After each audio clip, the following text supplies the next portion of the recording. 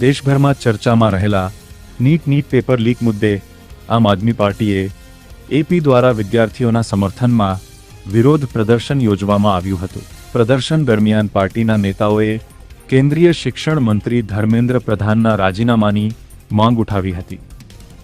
આપના નેતાઓએ આક્ષેપ કર્યો કે પેપર લીક જેવી ઘટનાઓના કારણે વિદ્યાર્થીઓમાં ભારે નિરાશા અને असंतोषનો માહોલ સર્જાયો છે। પ્રદર્શન દરમિયાન વિદ્યાર્થીઓના ભવિષ્ય, પરીક્ષા પ્રણાલીની પારદર્શિતા અને શિક્ષણ વ્યવસ્થામાં જવાબદારી નક્કી કરવાની માંગ પણ કરવામાં આવી હતી।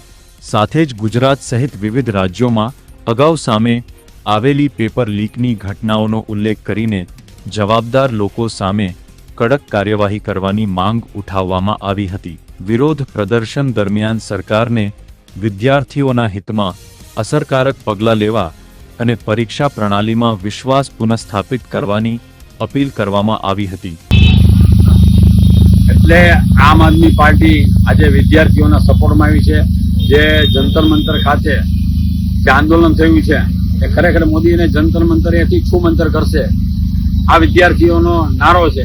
અને સાથે સાથે તમને કહું કે આ કૌભાંડ જે પેપર લીક છે, નીટનું પેપર, એના લીક થયાના 1.5 મહિનામાં 13 વિદ્યાર્થીઓના મૃત્યુ થયા છે અલગ અલગ રાજ્યોમાંથી, જેના નામ, નંબર, મોબાઈલ બધું મારી પાસે છે, ખોટા સહિત। આપને જણાવવા માંગીશ આપના માધ્યમથી, જંતર મંતર ખાતે વિદ્યાર્થીનીઓને દીકરીઓને શોટ દેવામાં આવ્યો છે, લાકડીઓમાં ખીલી ભરાઈને મારી છે, એના હાથ પગ ભાંગી નાખ્યા છે। આ એવું કૃત્ય કરે છે। તમે રોજી રોજગાર નથી આપી શકતા। શિક્ષણના પેપર છે એ દર વખતે ગુજરાતમાં સૌથી વધારે ફૂટે છે, 90થી વધારે પેપર લીક થયા છે। એમ છતાં આને શરમ નથી આવતી, રાજીનામું નથી આપતા અને યુવાનોને મારે છે।